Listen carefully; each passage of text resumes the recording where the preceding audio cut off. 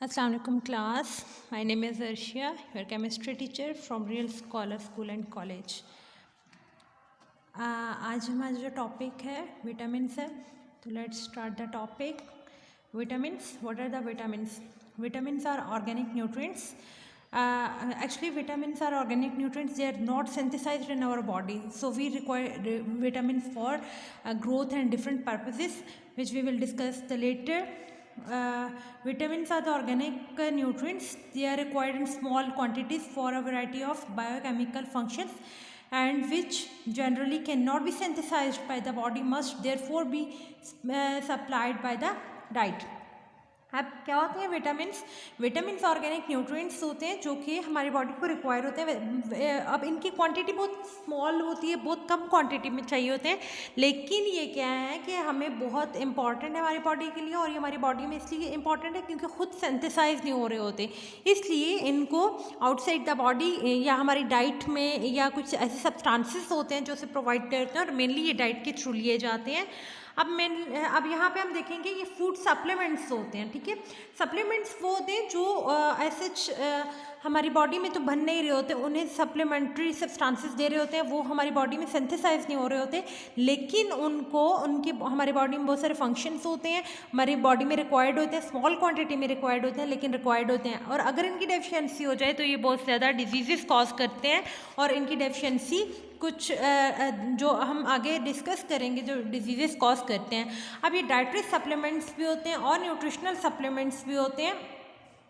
अब क्या है कि कुछ हमारी डाइट में हमें मिल जाते हैं और कुछ ऐसे हैं जिनके लिए हमें उनको मेडिसिन के थ्रू भी लेना पड़ता है अगर उनकी डेफिशिएंसी हो जाए. ठीक है, अब ये न्यूट्रिएंट्स मिसिंग अब अगर होंगे तो ये कंज्यूम्ड हो जाते हैं in sufficient quantity in person's diet.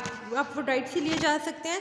अब फॉर एग्जांपल आपके पास ये डिफरेंट सब्सटेंसेस या वेजिटेबल्स एंड डिफरेंट जैसे मिल्क है, बटर है, चीज़ वगैरह, ये सब ये दे रहे होते हैं विटामिन्स. अब विटामिन्स क्या होते हैं? ऑर्गेनिक कंपाउंड्स होते हैं जो बहुत स्मॉल क्वांटिटी में चाहिए होते हैं, और ये किसके लिए हेल्पफुल होते हैं? ग्रोथ के लिए, maintenance of health and metabolism के लिए हेल्पफुल होते हैं. और एक्चुअली विटामिन वर्ड जो है वो डिराइव हुआ था from Latin word vita which means the life. Vitamins are organic chemical compounds जो हमारी बॉडी में सिंथेसाइज नहीं होते. अब ये नेचुरल कंपोनेंट्स ऑफ फूड होते हैं. अब ये बहुत स्मॉल क्वांटिटी में चाहिए होते हैं और एसेंशियल होते हैं for growth and development. Vitamins की जो टाइप्स होती हैं, फैट सॉल्युबल होते हैं एंड वाटर सॉल्युबल होते हैं. जो फैट सॉल्युबल होते हैं वो विटामिन ए है, vitamin D, vitamin E and vitamin के. अब ये फैट सॉल्युबल है. अब जाहिर है हमारी बॉडी में फैट प्रेजेंट है, उनमें सॉल्युबल होंगे, तो ये हमारी बॉडी से रिमूव नहीं होते अब जो ये लिए जाते हैं. तो इसलिए अगर इनको एक स्पेसिफिक अमाउंट तक लेना चाहिए, इससे ज़्यादा कर लेंगे तो हमारी बॉडी से ये ऑटोमेटिकली रिमूव नहीं होंगे, तो उसके लिए फिर ये क्या होगा, ये सही नहीं होगा. तो इसलिए इनको एक स्पेसिफिक अमाउंट में लिया जाता है. जबकि जो हमारे पास वाटर सॉल्युबल है, विटामिन B1, 2, 3, 5 मीन ये सारे विटामिन बी के ग्रुप्स हैं. Vitamin B6, vitamin B7, B9, B12 and vitamin C. अब विटामिन सी तक ये जो कंपोनेंट्स हैं ये वाटर सॉल्युबल हैं. अब ये है, अगर आप इसे एक्सेस में ले लेते हैं तो ये बॉडी से रिमूव हो सकते हैं, क्योंकि हमारी बॉडी में से जब वाटर रिमूव होता है उसके साथ वाटर के थ्रू ये रिमूव हो जाते हैं, तो ईजीली रिमूव होते हैं. इनके ज़्यादा लेने से ऐसा कोई फ़र्क नहीं पड़ता. लेकिन विटामिन जो फैट सॉल्युबल होते हैं उनके ज़्यादा लेने से भी ये क्या करते हैं कि ये वहाँ पर हार्मफुल होते हैं. अब विटामिन ए जो है वो group of unsaturated nutrients organic compounds होते हैं. अब ये क्या होता है? विटामिन ए ये एक प्रोटीन होती है, हमारी आई में प्रेजेंट होती है. ठीक है, तो उसको कन्वर्ट करवा देते हैं इनटू जो रेटिना में प्रेजेंट होती है, उसको रेडोप्सिन में कन्वर्ट करा देते हैं. अब इसका फंक्शन होता है ग्रोथ एंड डेवलपमेंट में, मेंटेनेंस ऑफ इम्यून सिस्टम में एंड फॉर गुड विजन. अब गुड विजन में होता है मीन्स कि अच्छी हमारी जो आई साइट है उसके लिए ज़रूरी होता है. अब ये जो विटामिन होते हैं ये रेटिना में इसके लिए रिक्वायर्ड होते हैं, क्योंकि ये आई में जो रेटिनल होते हैं ये कंबाइन होते हैं विद प्रोटीन. ऑप्सिन के साथ जब कंबाइन होते हैं ये रेडोप्सिन में कन्वर्ट हो जाते हैं.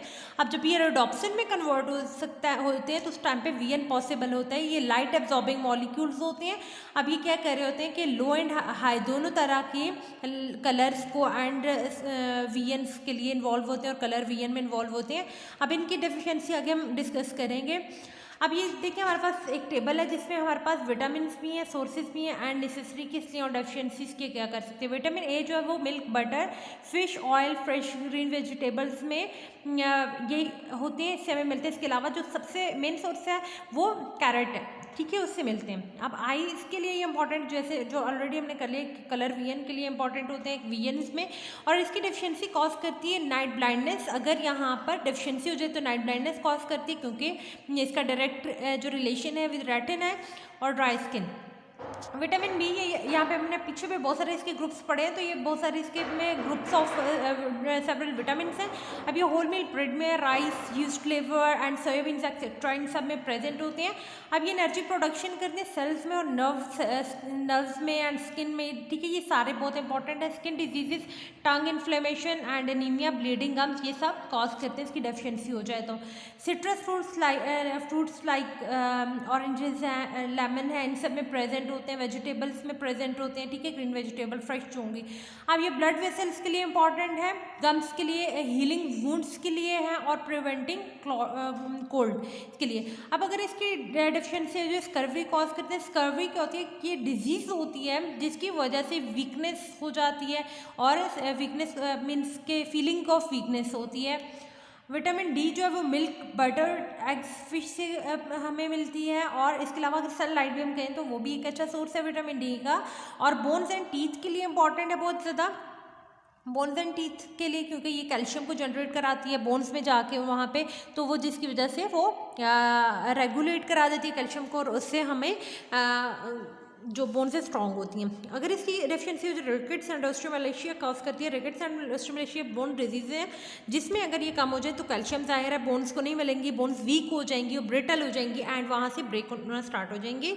अब vitamin E whole meal bread में होते हैं, राइस में, एग्स में, बटर, वेजिटेबल्स में होती है, एंटीऑक्सीडेंट्स से होते हैं। एंटीऑक्सीडेंट्स क्या होते हैं, जो हमारे सेल्स में ऑक्सीडेशन हो रही होती है, मीन सेल ब्रेक हो रहे होते हैं, एक सेल ब्रेक होता है, दूसरा उसको ब्रेक करता है, तीसरा उसको ब्रेक करता है, तो ये ऑक्सीडेशन कॉज करता है जिसकी वजह से सेल्स ब्रेक होना शुरू हो जाते हैं। लाइक जैसे कैंसर होता है तो उसमें भी सेल्स एक दूसरे को अफेक्ट करते हैं, ब्रेक करना शुरू कर देते हैं।